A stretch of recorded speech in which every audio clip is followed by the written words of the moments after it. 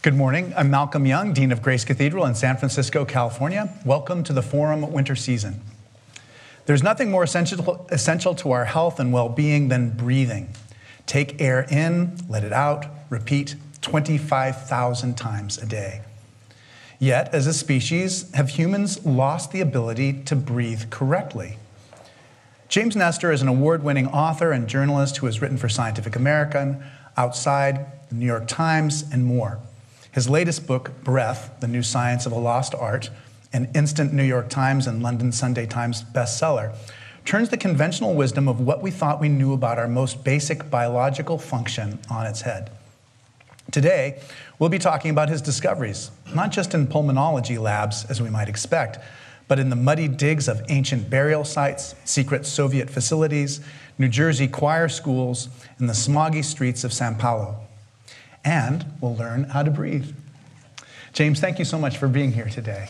Thanks for having me.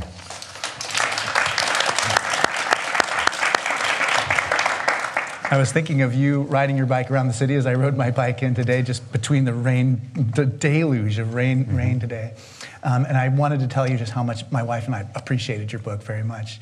I knew it was really working when I rolled over in the middle of the night and there's a little strip of tape on her mouth at midnight. So both of us have enjoyed it very much. But I wonder, the book has sold 2 million copies. It was on the New York Times and London Sunday Telegraph bestseller list for so long. It was translated to 35 different languages. I wonder if you were surprised by the reception of the book. Yeah, absolutely. You have no idea what's going to happen when you release a book into the world. And that's compounded when you release a book during a global pandemic. So this book came out a few weeks into lockdown, and it wasn't even going to come out. We didn't know how to print it. My entire tour was canceled, and the publisher suggested just not releasing it. But then we thought about it more and thought, we've got a global pandemic that's robbing people of the ability to breathe. Maybe they could use some help breathing better for anxiety and for other issues. So we decided to release it. So it's been a complete shock to me and everybody else. You must hear from some of your readers. I wonder, what are some of the things you've heard back about, what effect this has had on people's lives? It really runs the gamut. I've received hundreds and hundreds of letters from either people who have discovered this sleep tape thing, which sounds extremely sketchy, and it should until you really look into it, who have really improved their sleep quality, their snoring, sleep apnea scores, to people who have discovered different ways of breathing to help reduce the symptoms of asthma and panic attacks. So it really spans quite a wide audience as far as who has benefited from these practices.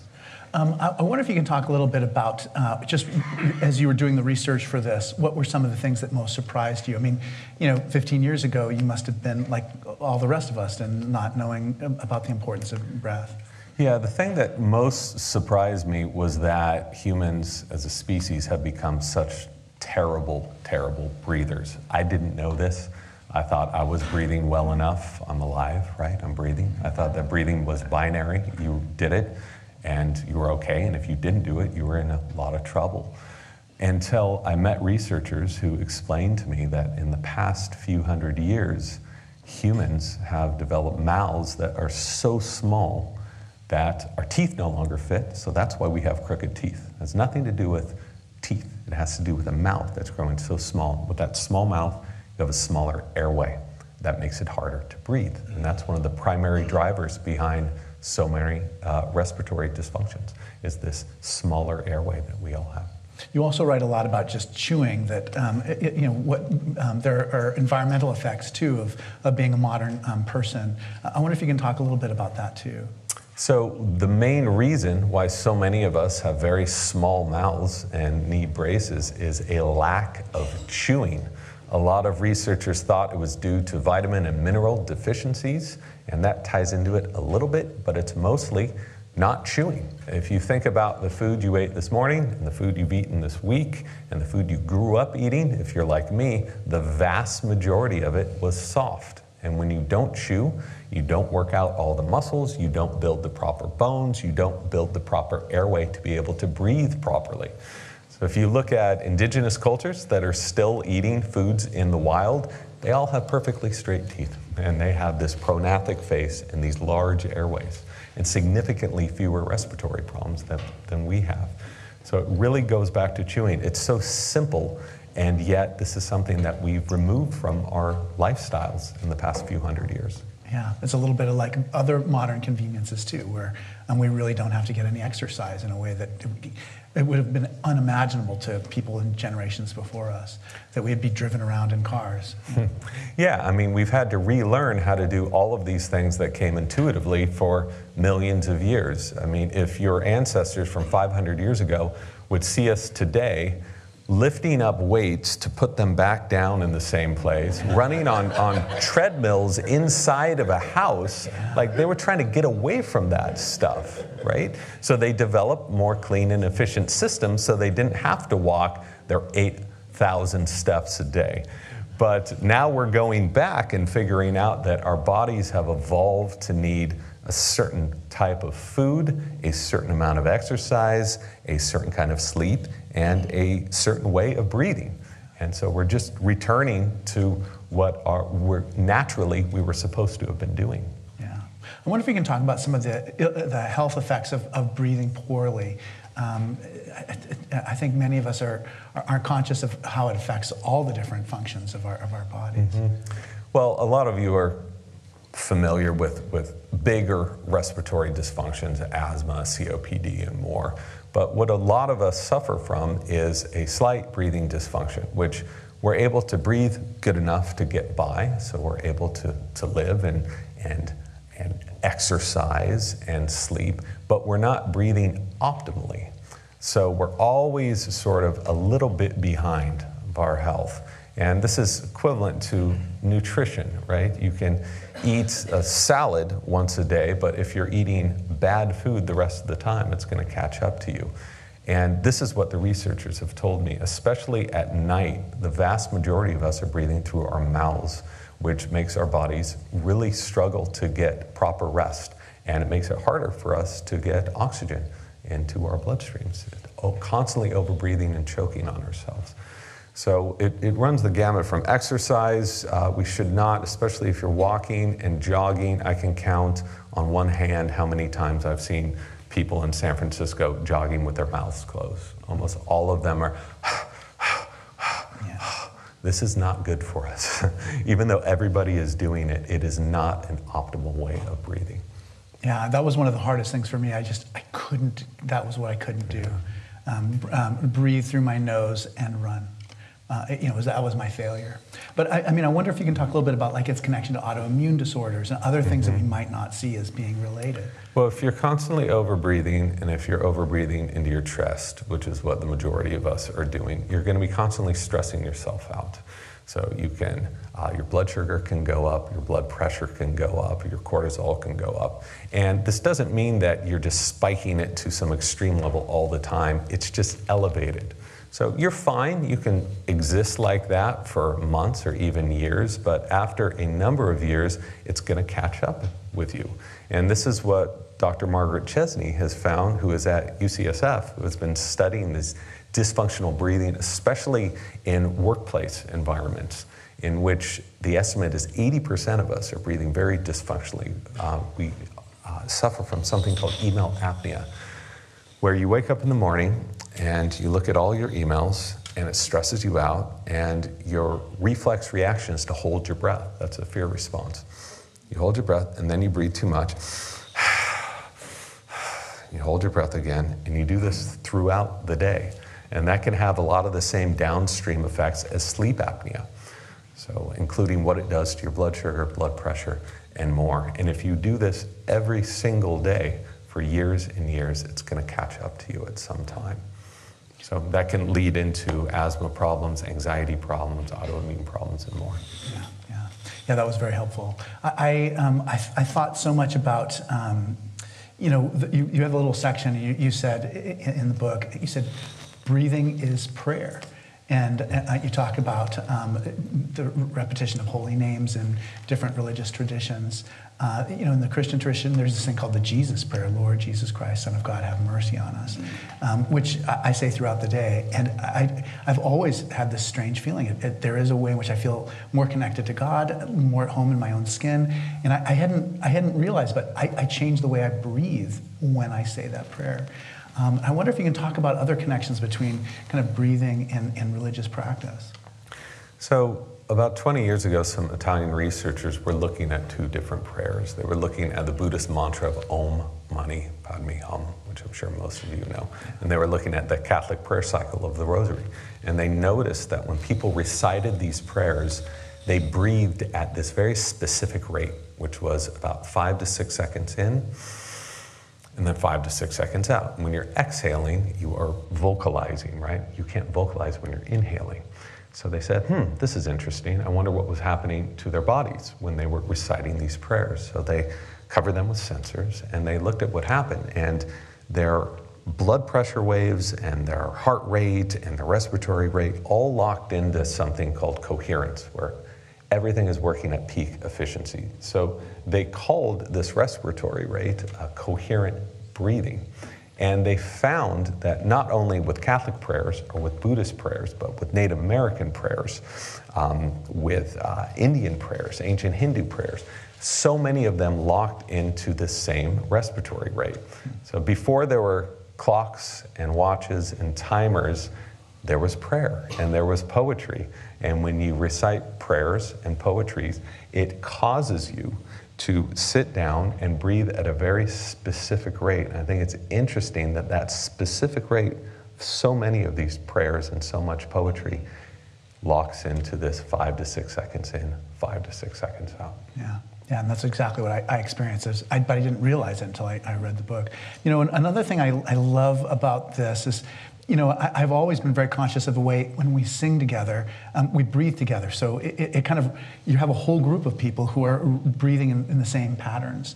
And I wonder if you can talk a little bit about just Westminster Choir College, what you learned just about singing and breathing. Well, we do know that when people sing together, their heart rates locked together too. I love that. I didn't even realize that. That's one of the reasons why people can really sync up and lock into harmony. So there's a lot of things that are going on. And one researcher, Carl Stow, was a pretty famous choral conductor, and he taught singers how to breathe better so they could sing better, and it worked really well. What he noticed was that a lot of singers were taking these huge breaths in and vocalizing, but they weren't letting that breath go out. So he found that the key to singing was to exercise the exhale, to allow the diaphragm to ascend up higher. And his choruses started winning all these awards, and he was brought into the Met Opera to retrain opera singers who were already pretty good at singing, how to sing even better. They started winning awards, and then he was brought into the VA hospitals to train the worst breathers in the US at the time, which were thousands and thousands of emphysemics. So he taught them the same patterns that he taught singers, and it did extraordinary amount of benefits for these people. Yeah, I think I've been most conscious of doing actual breath training when I surf, and there are years when I'm I'm physically strong to take on a higher level of surfing, more challenging conditions. But it would depend on having better breath control than I already have, and so it does constrain me. But I wonder if you can talk about just those people who really have. I mean, they're kind of like the world masters of breath work. The surfers, the freedivers especially. What did you learn in kind of your interactions with freedivers?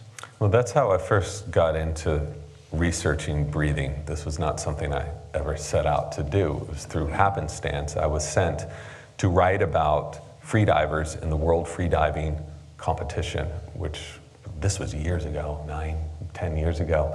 This is a competition in which these divers challenge one another to see how deep they can dive on a single breath of air and come back to the surface conscious.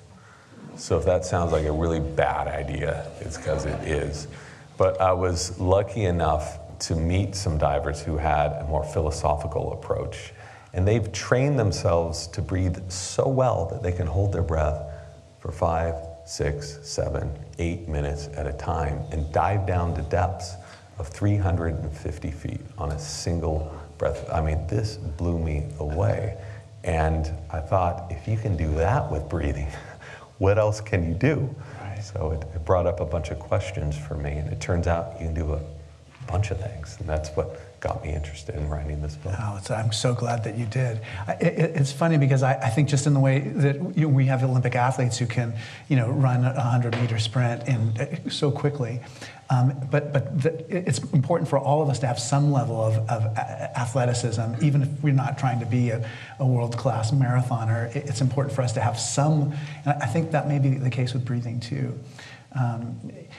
How about those people who've been trying to take these ideas of such heroic levels of training and breathing and translate them for other people? I mean, I know that Wim Hof is somebody that you write about. I wonder if you can tell us a little bit about his story and why is he so attractive and appealing to people? Why do we all know who he is?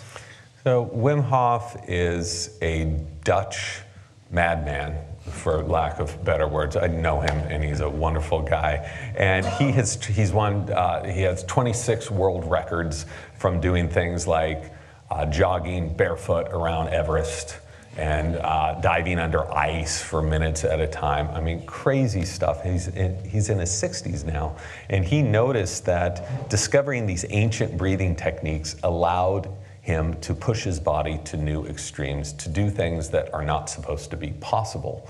In one scientific study, he was shot up with the endotoxin version of E. coli, which makes you very, very sick, and used this breathing method and suffered no symptoms. And the scientists said, "You're just a weirdo. No one else can do this." He said, "Well, challenge me." They said, "Okay." So they gave him a group of guys, and they took a group of people as a control, and he had 4 days with this group, okay, to teach them how to breathe in cold exposure.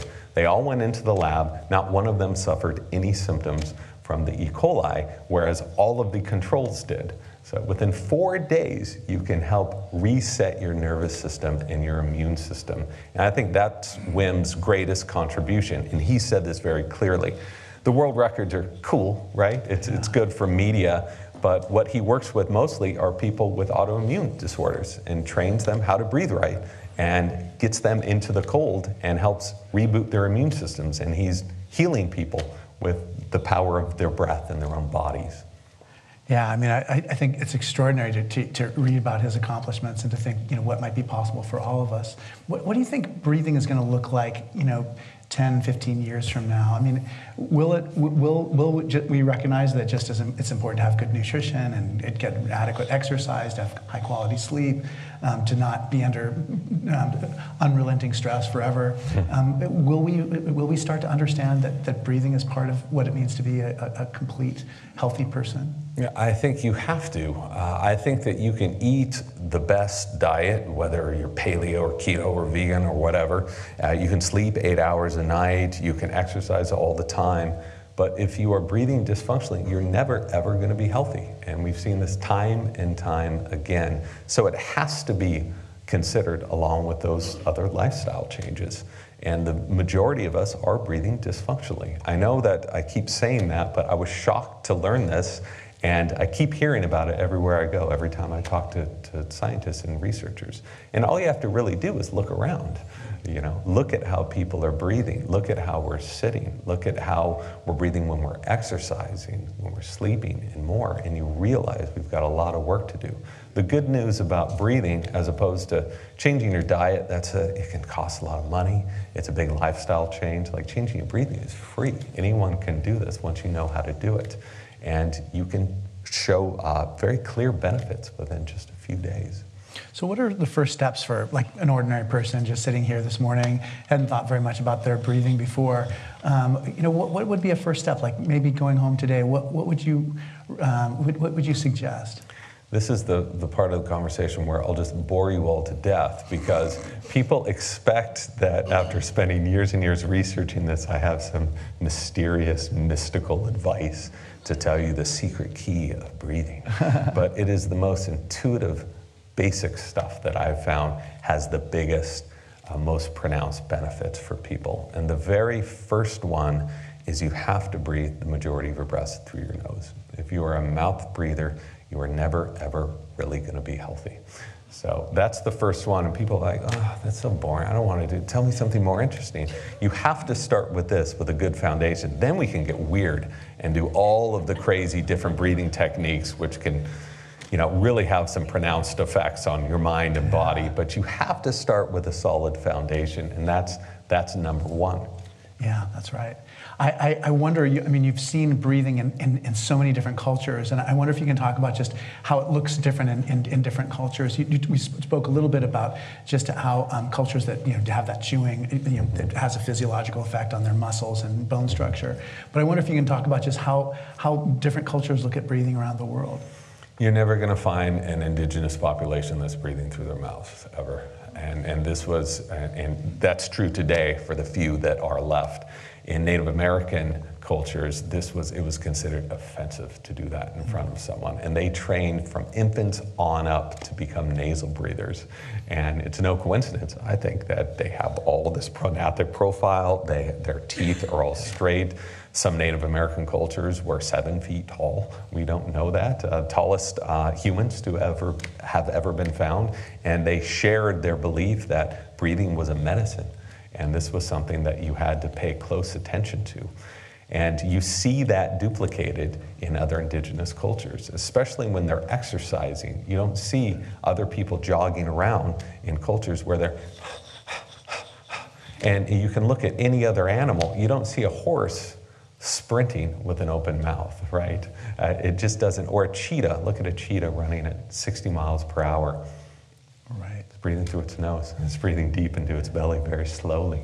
So we just have to mimic what is already in nature. And that's what these cultures are much closely more tied to nature than we are. So we can just look to them for guidance on how best to breathe and do so many other things.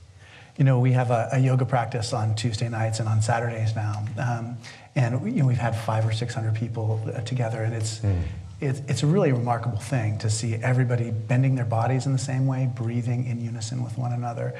But I do notice that like within 3 minutes of practicing yoga, I'm much warmer than I am at any other point of the day.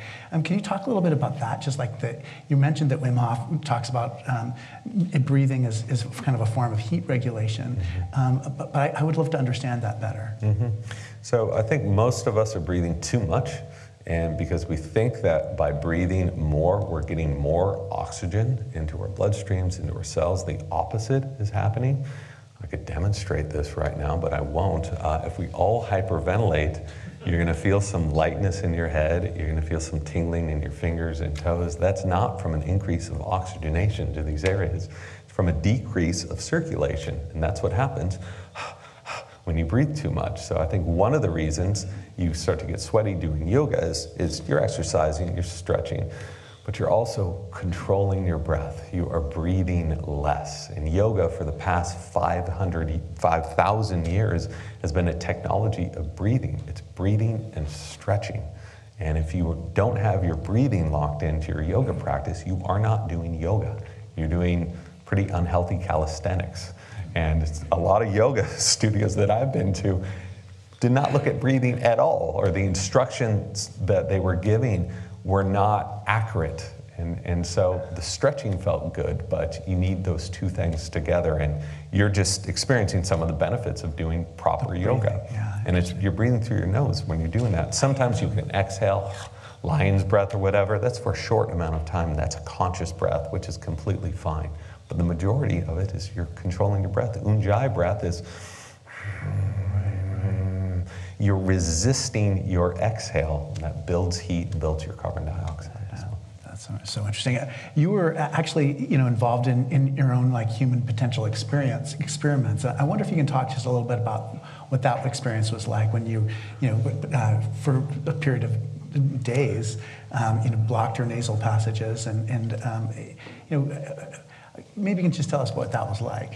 I'm happy you called it human potential experience, because I called it a human idiocy experience, especially halfway through the the experiment. So you know what it reminded me of? It reminded me of Super Size Me, the film about the guy who just ate only McDonald's for a period of time. I got a lot of lit from my friends who thought that this was like a Super Size Me stunt. Yeah. That's not how I viewed it, and that's not how Jayak or Nayak down at Stanford viewed it. Right. What we were trying to do, so the background here is I was working with the chief of rhinology research at Stanford, Jayak or Nayak, big-nosed guy, knows all about breathing, learned a lot from him. He knows all the damage that can be done through mouth breathing. He sees it every single day. So I said, well, why don't you run an experiment? This would be really interesting. Grab a whole bunch of people, have them mouth breathe and then nasal breathe and have your controls. And he said, yeah, sounds great. I'm never, ever going to do that, because he thought ethically it would be, he would have a problem with it, because he knew how much damage mouth breathing could cause. So I said, well, what if I volunteered to do a little experiment? And he said, okay. So the max amount of people allowed in this experiment were 2. So it was me and one other guy from Sweden. And we had to pay for this at Stanford, which was not the cheapest thing I've ever spent money on. And it was 10 days of mouth breathing, followed by 10 days of nasal breathing. And we were taking data 3 times a day, blood draws. I mean, it was awful. So that was the setup, just to see what would happen. And we knew the mouth breathing wasn't going to be pleasant, right? But we didn't view it as a Super Size Me stunt, considering the majority of people are mouth breathing, right? Exactly, right? Especially during allergy season. Yeah. So we were just lulling ourselves in a position that so many people already knew. The difference was we were measuring what was happening to our bodies and to our sleep and to our exercise and more. Yeah, and I thought a lot about that experiment, and you're right. I mean, I guess, you know, when you say look around at people's posture, how they're breathing, how they're running, which I do. And some people run by me, you're right, they have their mouth open, they're panting.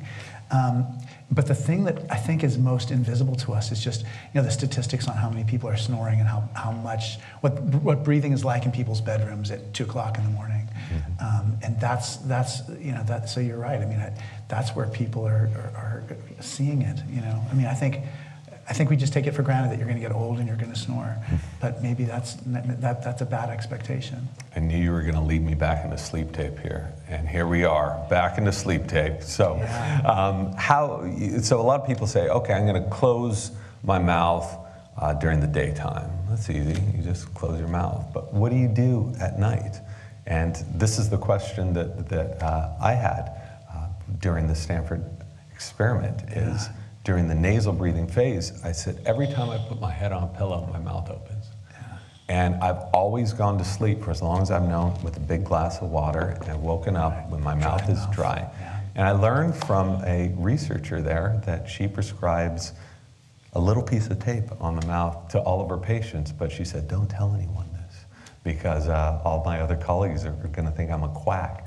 So, but this is what she's been doing for years. And so that's what we did, is we used, I know it sounds insane, but this little piece of tape. I cannot tell you how this transformed the quality of my sleep. And I gauge my sleep with various different wearables.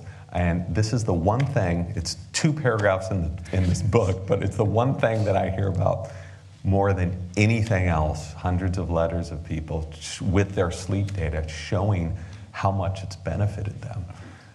And it's so easy. That's what people think, oh, this can't do much. It's just this little piece of tape. But if you look at how the body works and how it's going to respond to consistent, slow, cleansed, filtered breaths for 8 hours a night when your body is trying to restore itself, you see it starts making sense that this can really have all of those benefits. Yeah, that's so interesting, because in a way, what you're saying is you understood this at the time that you wrote this, but hearing from people responding to your work kind of confirms you in that idea. I wonder if are there things in here that you've changed your mind on at all, or things that have you look at it in a different way than when you wrote this? I think that one thing that I guess you could say I've changed my mind on, but I've developed more more thoughts about because of researchers who come up to me. I keep mentioning this, the sleep disordered breathing, especially in kids, is an epidemic, and it's leading to metabolic problems, it's leading to early diabetes, it's leading to growth problems. You're not going to grow as tall as you could if you are snoring and suffering from sleep apnea as a kid. This blew my mind. And then you look at how many people are suffering from this and how many are undiagnosed. So this is extremely low numbers of people are diagnosed with this problem. Once you diagnose it, you can treat it, and that's great. But doctors usually don't ask about it. And so this is the thing I keep hearing from people wherever I go. It doesn't matter if I'm in Europe or if I'm here, wherever, is this sleep disordered breathing. So that's something I'm trying to get the message out a little more. You can diagnose some of this yourself with some apps and wearables now, but especially for kids, you start off with good habits, you build that foundation, they'll be better breathers in the future.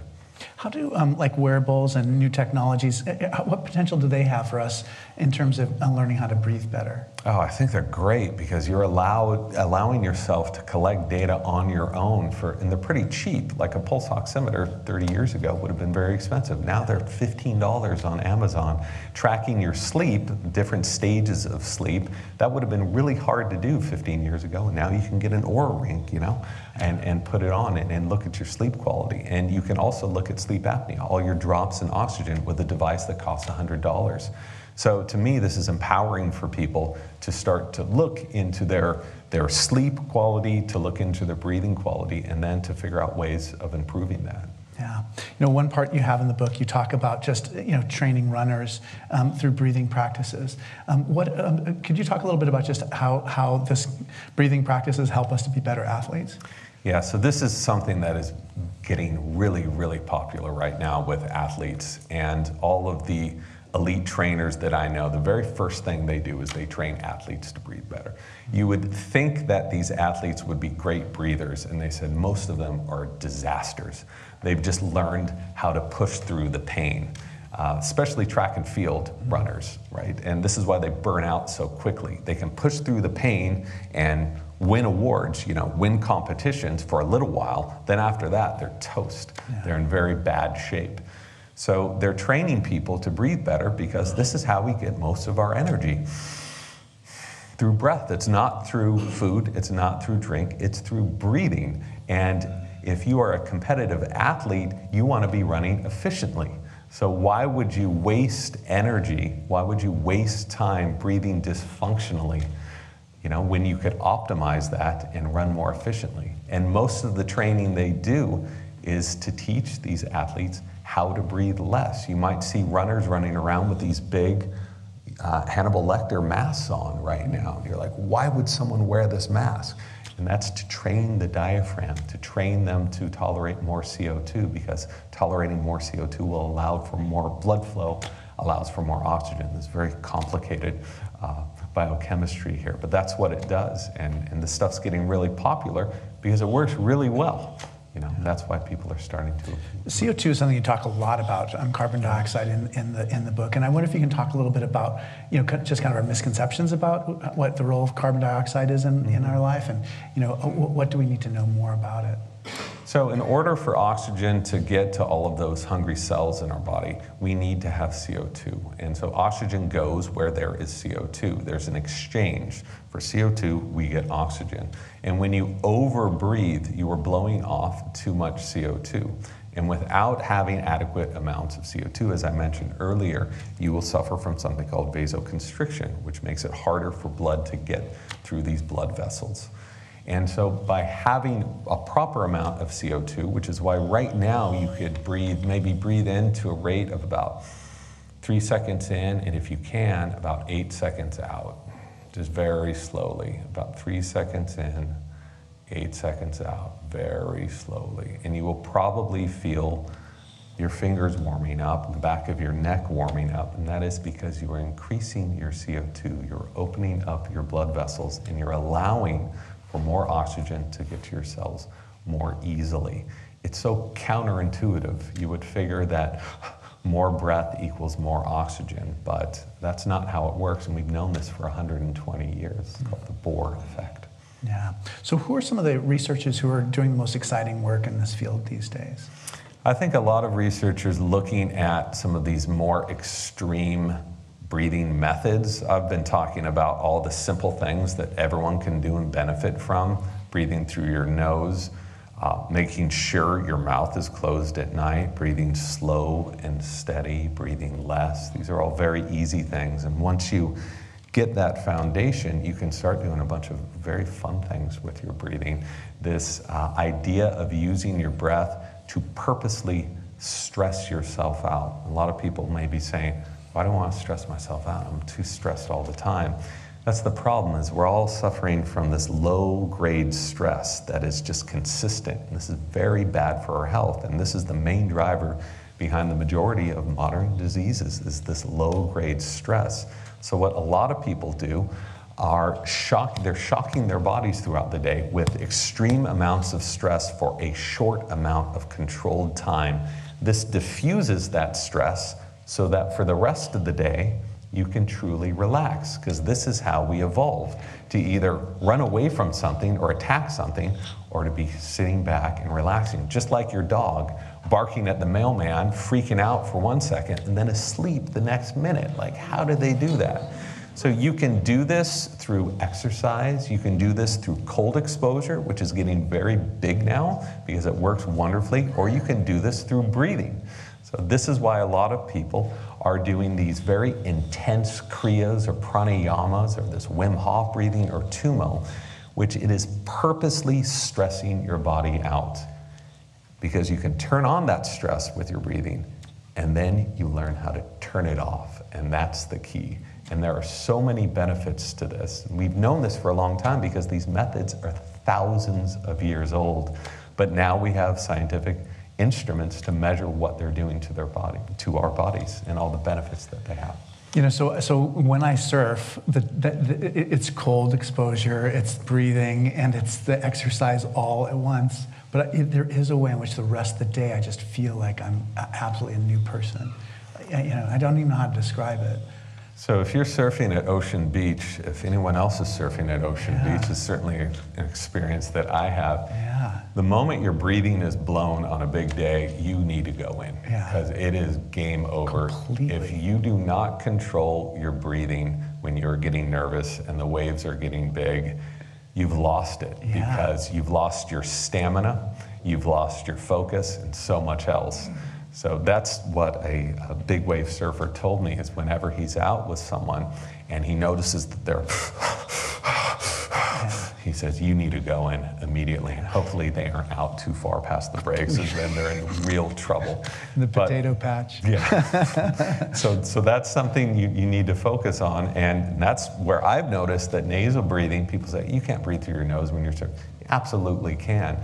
This slow nasal breathing, controlled, rhythmic breathing will help keep you in the zone. It will also help oxygenate your body, which isn't to say you should be breathing through your nose right before you wipe out. That's the time to use your mouth and go and take the biggest breath you can. But it's a tool. Once you know how to breathe through your mouth and nose, you can use mouth breathing as a tool, as a separate gear.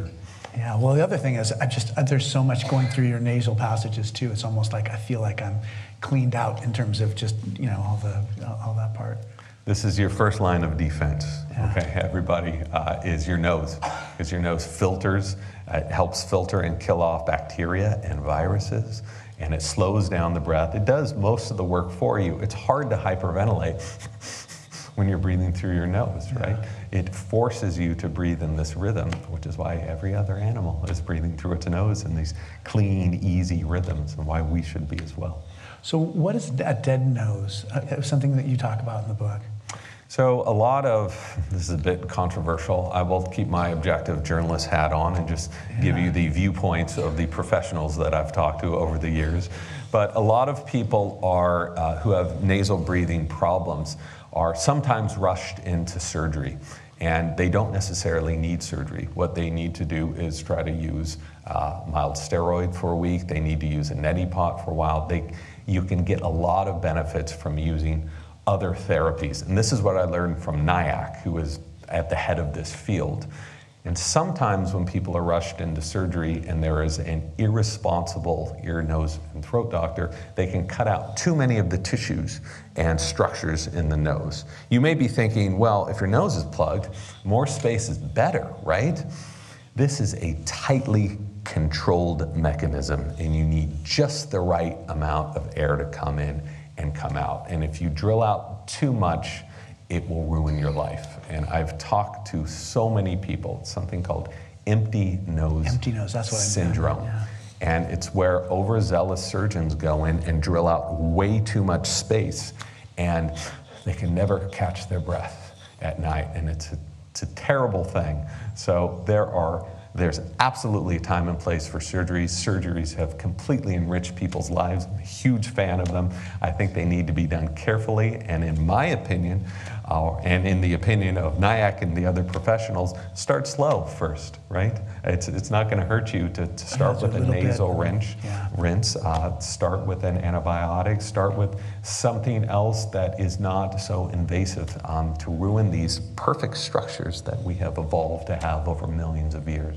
Yeah. You know, one of the traditions we have here on the forum is we take questions from the audience. So Rebecca and Nestor will collect your questions, and I can read a few of them. Sure. You mentioned Tumo as being one breathing technique. Can you talk a little bit more about that? So Tumo is an ancient practice. It's supposed to have been around for thousands and thousands and thousands of years. And this is what Buddhist monks in the Himalayas use to heat themselves up during cold winter nights. There have been stories for the past few hundred years where Westerners have gone to the Himalayas, to Nepal, India, and Tibet, and seen these monks sitting in the snow in the winter, breathing and melting a circle around them over the course of a night, which is absolute garbage, right? No one can do that. But enough of these stories kept coming back to the West that finally Herbert Benson at Harvard Medical School thought he'd go out as a good researcher. Well, let's go test it, right? Let's go measure it. And found out that these monks can do everything. All of our ancestors were saying they could raise the temperature in their extremities by 17 degrees on demand. He placed them in a cold room that was 52 degrees, put wet sheets over them. Within a half an hour, all their sheets were dry. So it seems impossible until you go out and actually measure it and do the work. So this Tumo practice is used to heat the body up, but it's also used, the Buddhists believe, it allowed themselves to heal the body by using that stress, creating that heat in the body to overcome. That has been less studied, the ability of using Tumo to heal, but they said we could not live in these environments without practicing these focused breathing methods to stay alive. So they did it by necessity, but we can borrow these methods and help enrich our own health.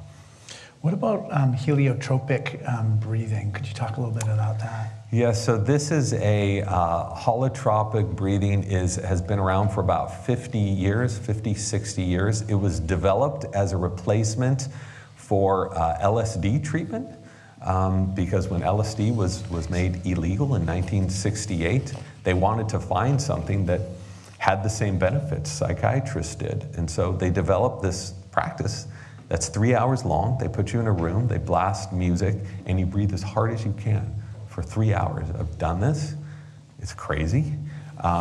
You really go to some places. It's extreme, and that's what it's supposed to be. It's supposed to be this pressure release valve for you to really let everything out. There has been some science behind it, some studies. There need to be more. I've talked to several people, psychiatrists, who have used this with thousands of people, and they said it did what nothing else could do. So this is why it's still practiced. I think you can get a lot of the benefits from other breathing practices personally, but someone may disagree with me, that's fine, that are shorter and more controlled. But you can try it if you want to sit in a room for 3 hours and hyperventilate. We're in the Bay Area. I know, these classes are all over the place. You can probably find one at noon if anyone wants to go and do it. It's probably in like a cathedral or a church or something. We have so many questions I should have asked you earlier. Hawaiians value the breath. Aloha is mostly known for love, hello, goodbye, but it also is about the breath. ha is the breath. So that's good. That's a nice comment. I like that. Have you studied how Hawaiians do breathing? It's the same with the Greeks. It's the same with the Hindus. It's they tie in this. The spirit is tied to breathing in throughout the majority of cultures and religions. Well, it's when usually you the same. Each other in Hawaii, word. You put your forehead to forehead. You breathe, and you breathe together. Yeah. You share a breath, and that's celebrated throughout so many different cultures. Yeah. Oh gosh, I'm going to put my glasses. I didn't need glasses before the COVID, but now I really do. Why can I sing, but chanting is difficult for me? Why can I sing? But chanting is difficult.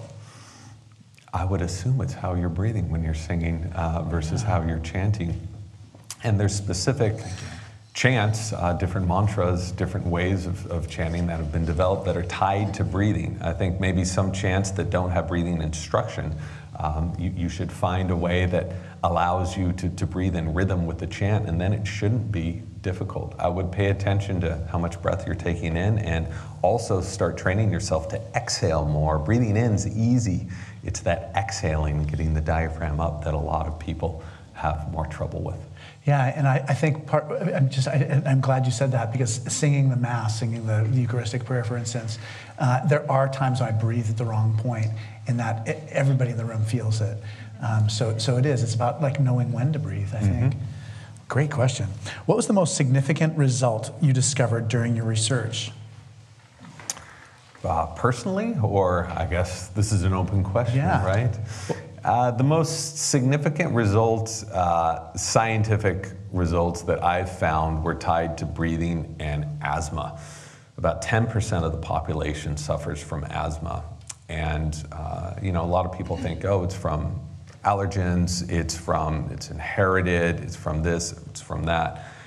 From what I've seen and the researchers I've talked to, most of it is caused by dysfunctional breathing. And I was absolutely shocked to see, once you get your breathing in line, once you train yourself to breathe less, once you breathe through your nose, you can see such a reduction in asthma symptoms. And some people that I've talked to, and whom I still know now, don't have any symptoms of asthma at all, from severe to zero over the course of a few months. There's been a lot of studies on this, but still I don't see it talked about that much. The drugs are great, by the way. They work. Oral steroids, bronchodilators, they absolutely work, but they're not a long-term, they're not curing the core problem, and controlling your breathing can help you get control of that core issue. So that's, and I hear from asthmatics all the time of how just controlling simple little things have really helped them get their health back into control. Yeah. Other than fight or flight situations, is there any other scenario when you would recommend mouth breathing? Certain states of athletic performance, zone 4, zone 5, if you ever get up that high, if you're into CrossFit and you're really rocking out set after set after set, and you really feel like you need more breath, default into that higher gear of mouth breathing. That's a great time to do it, because you are consciously mouth breathing. You're using this as a tool. If you're a basketball player and you're about ready to dunk on someone, breathe however you want. Who cares? If you're a soccer player, the same thing. But become conscious of how you're breathing and use those different breathing states to do different things. Just like you will be doing when you're surfing. Yeah. You're going to be taking a few huge mouth breaths before you wipe out. Exactly. I don't want to take a calm nasal breath before. You want as much breath as quickly as you can. So these are just tools that you can use and acknowledge. What is next for you? We love the book Breath. Or is there any follow-up documentary, film, or book? I should never talk about this. Yes, we're working on that, on a documentary, but I've been saying that for a long time. Tinseltown is a very precocious place. I much prefer writing books.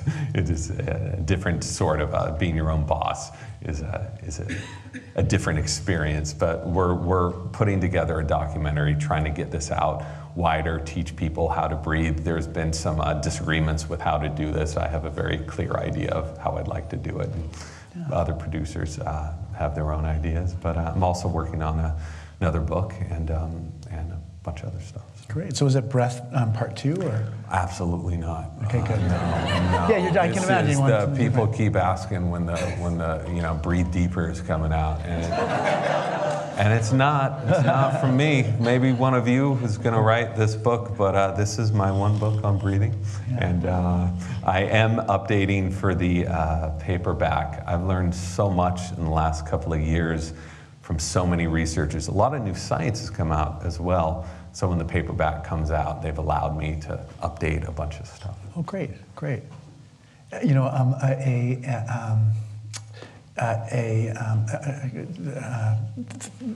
There could be more critical material too in the back too, in terms of just helping it be more useful. Yeah, and we tried to have, it's harder to explain how to breathe properly in the written word than it is to talk to people and show them this way. The audiobook has all the breathing exercises that you can follow along with that. Not done by me. I'm not a breathwork practitioner, but done by Anders Olsen. Anders Olsen did it. That's great. I feel like he's my friend now that you wrote about him. Okay. At night, what kind of tape do you recommend using to keep your mouth shut? And how about back versus side sleeping? That's a great specific question. So, sleep tape. I knew we'd be talking about it here again. I have been sent about 12 different kinds of sleep tape by different manufacturers. You can use whatever tape you want. Don't use duct tape. Some people have tried that. You don't want to do that. So what I have found, this is just my opinion, which doesn't mean much, but after trying 30 different kinds of tape, what I have found is surgical tape, micropore surgical tape, which is meant to be placed on skin and taken off. So it has this very light adhesive to it. And I take a little piece of tape about the size of a postage stamp, and I take some of the adhesive off and I put it on my lips, and that's the technology. That works for me. Some people like a fat strip here. But the key is you should be able to, without any effort, go, this is not a hostage situation, this isn't Pulp Fiction. It's a reminder to keep your mouth shut. And I have found that little piece of tape works well for me. You can use whatever brand you want. Now there's a lot of different kinds of sleep tape marketed on Amazon. Use that stuff if you want. Whatever. I like it. So how can I do more nasal bleeding? And when I sleep at night, I am diagnosed with sleep apnea. P.S. I have a sleep apnea machine, which I don't use as it is hard to use. Yeah, I think about 50% of people who are prescribed a CPAP no longer use it within about 8 weeks, 8 to 10 weeks. They work great. They're absolute lifesavers. But again, are they addressing the core issue? I don't think so. And the last thing I'm gonna do is say use sleep tape instead of your CPAP. Absolutely not. Which is why you need to use sleep tape in a very slow, controlled way. Don't all go home and try to wear this if you've never done this. Wear it in the day for an hour at a time, answering emails, then wear it for 2 hours, then wear it taking a nap, laying down, and take a long time to acclimate. It's not for everybody. But gauge for yourself, use common sense, and it could help you. So as far as CPAP, find where the core issue is. Is it in your airway? Is it your tongue is falling back too much? Side sleeping definitely helps with snoring and sleep apnea. What they used to do back in the day is they would have people tape a ping pong ball or a sock to a t-shirt and wear that so you are no longer sleeping on your back. It forces you to sleep on your side, and that can really help. There are many wearables that you can use to look at your improvements in your oxygen dips, so you can gauge what's working for you at what time. Do you recommend a particular breathing app? They're all doing the same general thing. They work great. They say breathe in for 4, breathe out for 6. I think you can memorize a lot of these hacks yourself and get the benefits from that. Researchers at Stanford have studied the effect of light on the mind. Have breath doctors incorporated any conclusions from that work into their practice? Light, as far as blue light exposure at night, this happens to be something I'm starting to research into this area right now. So absolutely, I think we have no idea what living underneath LED lights has done to our sleep patterns, our health. Not being around near infrared light anymore has really damaged us in a lot of ways. So luckily, the word is getting out about blue light exposure right now, and you can see for yourself how it affects your sleep quality by tracking your sleep quality. Yeah. Listening to facts about singing and breathing together, I recall learning that when we listen deeply, our brain patterns match. What about cognition being impacted by breath? Without a doubt, and they've seen this across many different studies. So not only will your heart rates start to sync up, because when you control your breathing, you control your heart rate as well. So when everyone's breathing at the same pace, this is what's so magical about being in a big room where everyone's breathing at the same pace. You feel this connection that's more than just the breath. I think that there's something going on a deeper level. It's a physiological level, and then another level on top of that. We're so thankful for your research at proper breathing for our physical well-being. What is the work being done on mental illness and breath? There's a lot of work being done on looking at anxiety and PTSD and depression and breathing. I have not talked to a psychologist or a psychiatrist who has dealt with someone with anxiety who did not have severe breathing dysfunction. All of them breathe too much, okay? And they cannot hold their breath for more than a few seconds. And this is the same with asthmatics. If you ask them to inhale and hold their breath, they'll last about 5 seconds. You want to get that to around 40 seconds. And once you get it to around 40 seconds, you start to see some tremendous changes occurring. With all that you learned, do you have a regular breath work or breathing practice? Yeah, I sit home every day in a robe with beads, and I breathe all day long. So no, good. I do not. People think that's how I spend my days. No, I'm as stressed out as all of you are. Trying to meet deadlines. I've adopted many of these things into my life. You can't not, after seeing how people have been transformed. The simple things are the best, but I do longer breathing practices as well and find an incredible amount of benefit from doing those. I've read your book and loved it. Thank you. Questions. Breathing cycle should include 3 parts. 1, breathe in, exhale. 2, exhale. 3, pause. How important is the pause? It depends what you're doing and what you want to do. You shouldn't be pausing throughout the day. So ancient Hindus wanted breathing to be a circle. Imperceptible between the inhale and exhale. It should all be a circle. What we're finding now is we need to breathe less, and a way to condition ourselves to breathe less and accumulate more CO2 is to have that pause. I'm sure a lot of you have heard of box breathing. So you inhale for 4, hold for 4, exhale for 4, hold for 4. There's a conscious pause in there, and that allows you to start controlling your breath. It allows you to reduce your blood pressure, allows you to reduce your heart rate. So those pauses, it depends what you're trying to accomplish and when. Great. The nose. What has your research told you about the utility of neti pots? Neti pots are great. That's the first thing I do when I get off a flight, especially a long flight, is I go to a hotel and I use a neti pot.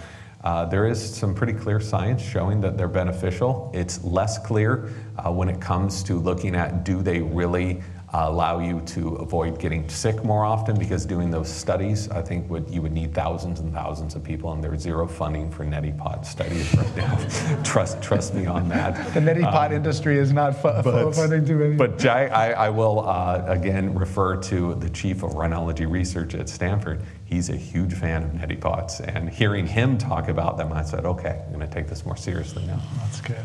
Breathwork is very popular, a very popular wellness modality these days. Can you speak of the benefits of breathwork as well as the misinformation about it, as many techniques involve breathing in and out of the mouth in a sequence pattern? Thanks.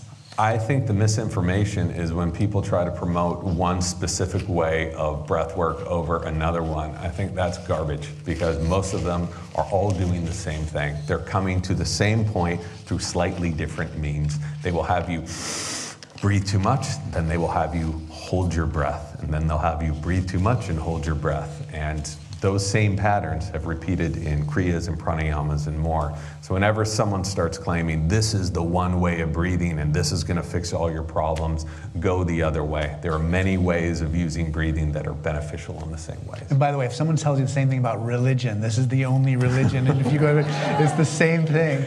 I'm going to let you speak to that. Yeah, exactly. Well, if you have any, for your fourth book after this on the religion, that I'll be part of that. You can interview me for James. Okay. Well, you can buy James's book. It's available in the back. I know you'll learn much more from it than we had time to talk about today. On March 12th, please join me for a conversation with photographer David LaChapelle. We are the grateful recipients of a gift of his work, Our Lady of the Flowers, which will be an exhibit starting on March 11th. We'll also be talking about his career, which ranged from working with Andy Warhol to directing videos for Elton John. You're very welcome to join us at the 11 o'clock Choral Eucharist upstairs in the cathedral. We rely on your support for the forum. Gifts of any size make a difference. There are many ways to give, including online at gracecathedral.org. And James, you have made such a big difference in so many people's lives through your careful work. And we tease you about going through those studies and choosing to be the human guinea pig, but we appreciate what you've taught us, and we wish you well as you go into your next endeavors. I hope that the next phase of your career is as productive and as creative as this one was. Thank you very much, and thanks everybody for showing up here Sunday morning.